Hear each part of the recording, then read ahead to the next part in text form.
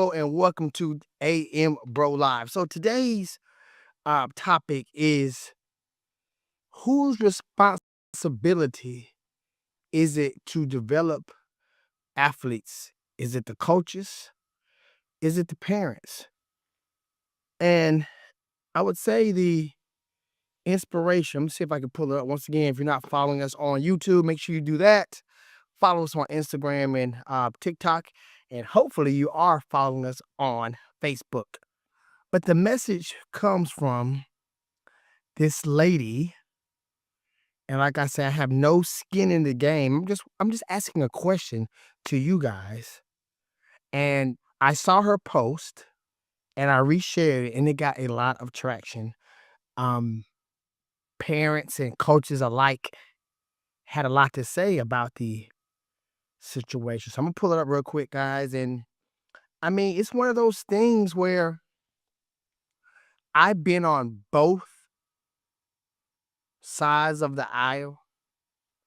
Now, not from a actual football coach's point of view, but definitely on the parents' point of view and being close enough to coaching to see their point of view. Like I said, I've never coached football, but I mean, almost 20 years being working closely with coaches, I've definitely seen their point of view as well. So let me find out Miss Ma'am's post. I thought I had it cocked and loaded, ready to go. And it is. And her name, if you want to go back and look at the original post on Facebook, is Sunshine Shy. And she spells shy with two Y's. And this was the post that she made. And like I said, guys, this post has garnered a lot of attention on Facebook. And I thought it was interesting from her point of view and the comments that I've read. So here goes. And she says, I quote from Sunshine, honestly, Columbus and Phoenix City might be the worst place for kids to play youth sports. So many kids show up for practice, hustle, listen, give their all. But because there aren't the star players, they get overlooked. Too often, programs focus on one or two players, beg parents for participation when the numbers are low, and then bench the same kids. That's why the programs are trash. Good coaches know how to build a team by developing everyone, not just a selected few. It's a lot to take in right there. And hey, I mean, I salute Miss Sunshine Shy. I think, and I'm taking it for granted. I don't know. I'm taking it for granted that she has children that have played organized sports in the Tri-City area. And I'm also taking for granted that maybe she didn't get the results she wanted just due to the post. That's all I'm basing it off on. And I say that it had guts to make a post like that because I do believe in railroading and blackballing. Like, oh, if somebody makes a comment like that and they're on a certain team, I know some of these coaches are vindictive and they'd be like, oh, that was the one that was putting down coaches. We ain't gonna let her. I mean, I hate to say it, but she does have a point when it comes to uh development. But at what length is that accurate? And I say that because now we would be just being negative and naive if we say daddy ball doesn't exist. And when I say daddy ball, it ain't just daddy. It's friendships, it's You might be a sister, son. Now, I do think most of the daddy ball is based off of if you know a kid and he's closely related to you, or maybe a friend of a friend's. 9 times out of 10, he'll a purple ribbon, a blue chip player for whatever league he's playing. He's probably good, and you're showing him favoritism because he has talent. Now, there are cases, probably more so in and I'm just guessing baseball, that we see where daddy ball is being applied, where that person is the best player for that position, but just because his father is a coach or maybe a booster or something, a sponsor, that kid getting playing time he doesn't deserve. But I think what she's saying in this context, and Miss Shy Sunshine, if you're watching this and if I've spoken in error, please correct me. But I think what she's saying is you got kids who are good and the coaches focus on them players both versus trying to make other players better, developing. I think that's what she's saying. And that's where, to me, you can look at it from 2 points of view. Now, I don't know if she's talking about basketball. I don't know if she's talking about baseball. I don't know if she's talking about football. I'm just gonna grab a sport, and at this point, I'm not interjecting what she's saying. I'm just using it in context. And I'm gonna start at the Pop Warner CYF age groups. They have rules. They have rules, so we'll deal with the most popular age group. We'll just say 9 to 10. They have rules where you can start practicing as an organization. They have rules when you can practice in pads. And they have punishment if you break these rules. So let's start right there.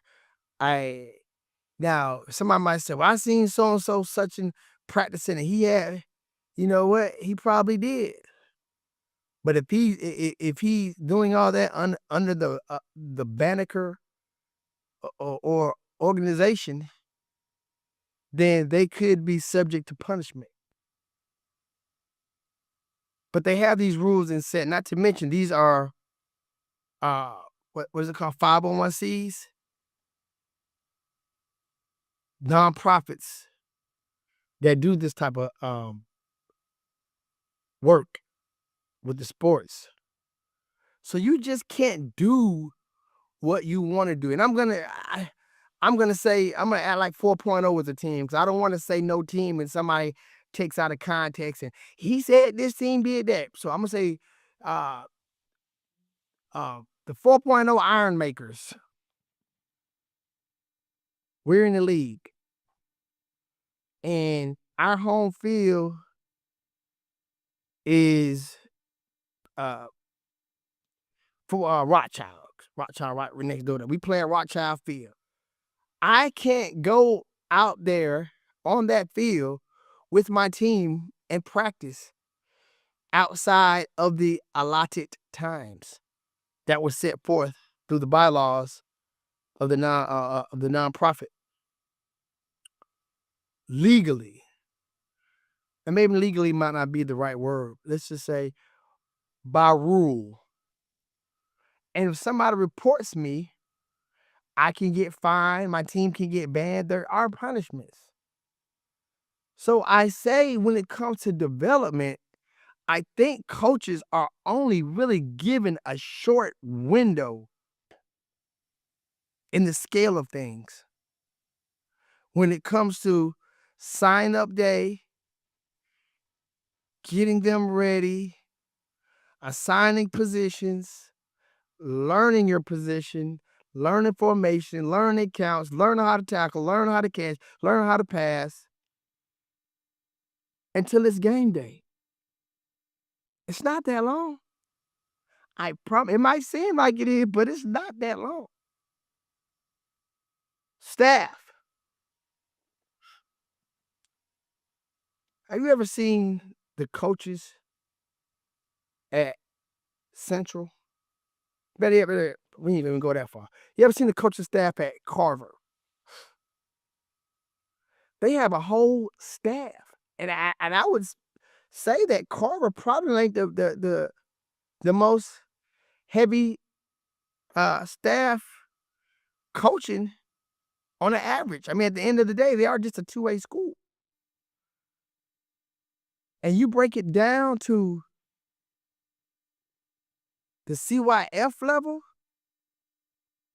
where in some teams, which a lot of times, and I can speak for this, a lot of times, especially when it comes to a big game, some of the other coaches who might even coach another age group might suit up just to support that other coach playing 9 and 10. But if you look at the core coaches of 9 and 10 and the numbers, doing it for free, it's not that much time. Now, they do have the hindsight if a player played last year and they could have evaluated him and said, Lil Ray Ray played for the 4.0 Iron Maker last year. He was fast. He was the fastest kid on the team. So most definitely, we don't want Lil Ray Ray in some kind of skill position. Running back, quarterback, wide receiver, something. When it comes to development, man, I think, especially on that level, I don't know what level let me go back and look just to make sure she didn't mention it. But I don't know exactly which level she's talking about. She said youth sports though, so I take it as middle school or younger. Probably the CYF or CYB. And she says that basically somebody can go up there, show up for practice, they hustle, they listen, and they give their all, but just because they aren't star players, they get overlooked. One thing about a coach that I know, most coaches, and I know a whole heap of, and it's sad to some, I'm not gonna say to me, because I done been out there and I'm gonna give you a story. Uh, if your kid is a dog and he has talent at a position, he's not gonna get overlooked. He's not. Now, if he does all those things Mrs. Shaw talked about, he shows up in practice, he gives his all, he does everything that they ask him to do. If he's not as good as the person in front of him, he might be second string. I mean, that's just life. If you on a job, you might show up, you're never late, you do your job, but when it's time for promotion, if it's somebody better than you, guess who's gonna get the promotion? That's not to say, that's not take nothing away from you. You were punctual, you did a good job, you did your work, you did what you was asked to do, but somebody else did the same thing as you, and they were just better. My son was an all-star one time. And at his school, my son, uh, he scored 15 touchdowns, rushed for 1,000. He had, I think about 300 close to 300 in receiving yards. Great back. Great back. We went to an all-star game up in Perimeter up in Atlanta. And get what? As good as I know my son is, and I don't know these other dudes, these other kids up there, But guess what? The coaches in the All-Star game, you don't have that much time to practice. You know, you only get a couple of days and then boom, it's the game. But the coaches were more familiar with the names of those other kids because they was from the Atlanta area. Although it was a great look for us, they didn't know him. Dimitri Flowers, Brookstone School. Who is that? So he didn't get that many touches. And I'm like, okay, man, shit. You know, in my mind, I'm like, hey, man, it's a hustle, man. Woo, woo, woo, woo. But then come to find out later on, one of the boys who was in front of him, I think he went to go play for damn, what was Gulfmont, Florida? Central Florida? The other boys played for Central Florida, I think Tennessee State. And my son ended up going to Shorter.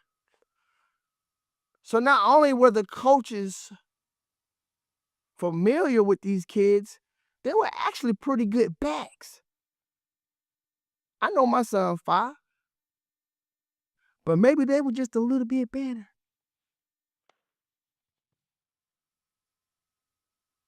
Parents, let me tell you something now. When you 'cause it's cold, so I want to say with end of November, beginning of December, that's when youth sports ends. I'm just once again, I don't know what sport Miss Shy talking about, but I'm gonna say that's when football. I'm just gonna use football as the example. Continue to use football as the example. So you got December. I think it ends at the beginning of December, if I'm not mistaken. I know it's not towards Christmas time. So we're gonna say the month of December, January, February, March, April, May, June, July. I think that's when they start signing up in July. I don't think they might even start till August though. But we're gonna say July. That's 8 months, parents. That's 8 months. They get what? Most of y'all kids, not talk about Miss Sunshine. I don't know her kid. I don't know nothing about Miss Sunshine Shy. So don't try to twist like I'm talking about her, because I'm not. I'm talking about parents who might have been interested in the post. And I'm giving you my spiel as a strength and conditioning coach and as a videographer who's been filming football for almost 20 years. I can't tell you how much film I gave to coaches.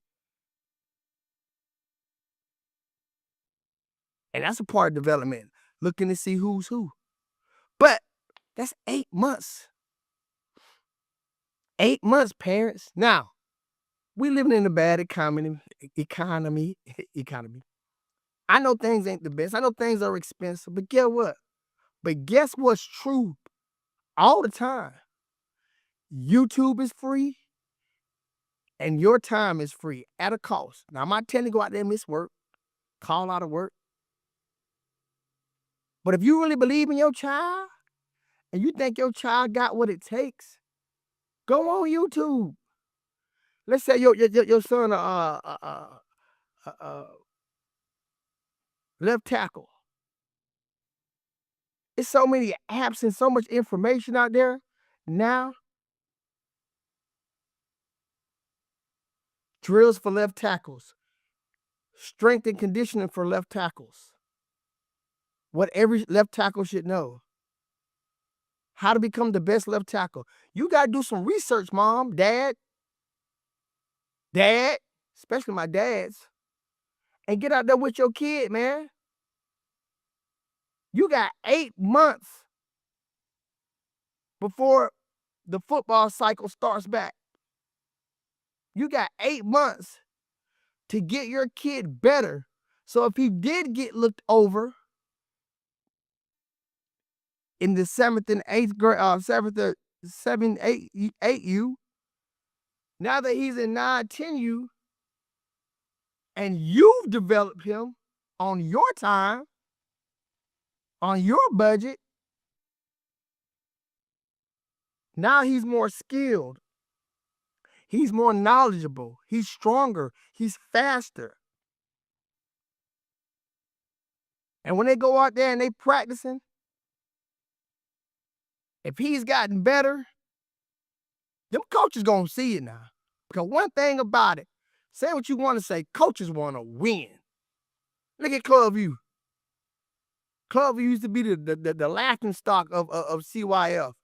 Man, they're gonna turn their whole program around because putting the right people in the right position who was like, hey man, we can do all that other stuff, or we can try to play to win. Because winning builds character too. Confidence. And if you want that number one spot, you gotta earn it. Good kids, kids who are good, kids who are talented, should not be punished because another kid is not as good as them. I don't agree with that. Now, once again, going back to the 501Cs, they have to let your kid play. I don't know if it's what I think it's at least 4 plays, or it's I don't know. I don't want to say the wrong thing, so somebody correct me. But they have to let. If you paid your money, they have to let your kid play. Well, now whether they play as long as you want them to play, that's another thing. But they shouldn't just play your kid because you want them to play when it's another kid who's better than your kid. It doesn't work that way. Life doesn't work that way. Let's go back to the post. Now it's a knocked it off. I gotta go find it again. I know where it's at.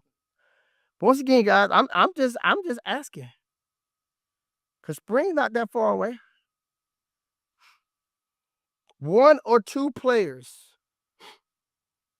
Now, I know this is not youth, but Zach Watts. Zach Watts played at Aaron Cone. I got to watch him extensively at Aaron Cone.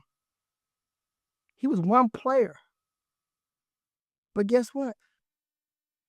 That one player also won the Under Armour MVP for 8th graders at Jerry's World in Dallas, Texas. He's him. He's that guy. A coach is not going to be like, well, let me pass the ball off to Ray, check because his mama want to see him touch the ball. Now, one thing I will agree, if we're up big, it's the 4th quarter, I would take out, I know coaches want a goose egg sometime too, and they get their feelings in, especially if it's another coach they got a rivalry with. But to me, if it's middle school on down, hey man, if you up, you just secured the bag. Put the number. I call them the twos. Put the twos in, man. Get them boys some playing time. Now I do agree with that wholeheartedly. Get them some playing time. That make them feel so good to go out there and clack clack clack clack, make a tackle, make a touchdown, make a throw, make a pass, make a catch. That'll make them feel so good. And to me, your tools gotta be battle tested and they gotta be ready up when the name is called. But that kid was a one-man army. I seen him safety stepping on running back position. Oh my God. Stepping on and he continued on the varsity level. So as a coach, you would be crazy not to utilize that weapon, to use that tool in your toolbox. Hey, in basketball, I can show it's 5 players. You got that one Shaquille O'Neal or that one John Morant, you're supposed to utilize them. Winning is part of the game. Now, to me, once again, I think development at that age, once again, Miss Shaw said youth sports, it's on the parents. Get you a trainer. I can't afford one. Train them yourself. These kids know how to do everything in the world on that Fortnite, all them games. They know how to do so much on them computers, them pads. Take that shit from them. Tell them, watch this video on how to be a better tackler. And you quiz them on it. What did you learn? When the defensive end comes around, I'm supposed to step with my left leg first and make small steps and keep my hands in front of them. Now show mama how to do it. If you really want it that bad, you go out there and show your kid. You show them how to be better. It's not all on the coaches. And it's definitely not all on the coach who's understaffed and not getting paid anything. Volunteered his time. So if a stranger can volunteer his or her time to help these kids, why the hell can't the parents? Why the hell can't the parents get out there on a Saturday and work out with their kid once an hour or two once a week? If they really want it that bad. Man, half these kids be goofing off, playing, having fun on the side. You can tell who really want it and who don't. Some of these kids' parents are pushing them up to play. But for those who caught in that gray area where they want to play and they might be good enough to play, parents, you got to get them better. You got to get them better. They got to be what's called a standout. And even a standout might be a 2, but it might be a player who's so good, you know what? Ray done went out here and hit hard for the last series of downs. We back on defense. He done went hard the next play. Let's pull Ray out and put Sam in. Because Sam he ain't as good as Ray, but he a standout. We ain't gonna lose no traction with Sam in there. Versus they're working the heck out of Ray because they have no number 2 who is solid enough to keep the game going in the direction the coach wanted to go. So we got to make Sam just as good or almost as good as Ray. My opinion, when it comes to development, coaches do have a role in development. But all a coach can do is set up the drills, show the kid how to do the drills, and evaluate who's getting it, who's not. Even the ones that are on time for practice, the ones who give it their all, he still has to evaluate and make the best decision for the team. By the bylaws, he has to let certain kids, all kids have to get in for a certain amount of time on the youth sports level. If they're not doing that, you can definitely report them.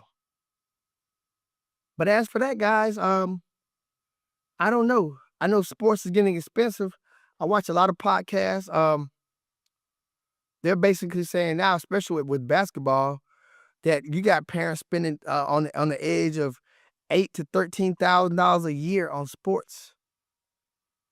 You having parents and these are parents who got blue chip kids, AAU tournaments and stuff like that, and they count everything from gas money to parking, the hotel fees to eating, to the registration fees, uniforms, everything. And these are kids who are probably going to go to D1 college and have a good chance of going pro. Their parents are spending that. So if you're a parent that's not financially blessed, but your kid is good, you're going to have to do something to make your kid stand out for somebody can see him. So maybe you can get a sponsorship or something. Sports is expensive. That's just where we're at now. It's cost so much to play baseball, and that's a whole nother conversation. But I think that was systematically done to kind of get people who look like me out the way. Baseball is expensive. It ain't that boys of color, well, black kids, because you got kids of color playing, but it's not black kids not athletically gifted to play the sport. It's that the sport is expensive. Bats running $300-400, and they mean the most expensive bats. And just like anything else, you come out with old broke, low budget bat. You got in the Walmart, man. But that's another conversation for another day. Guy, you gotta let me know what you feel. Who is responsible for development? Coaches, parents on a youth level, and how can we bridge the gap between coaches and parents to help the kids? Drop it in the comments. It's the host, most coach, the man with the master plan from Columbus to Japan. The GOAT coach, Coach T-Flow. I'm out. Peace.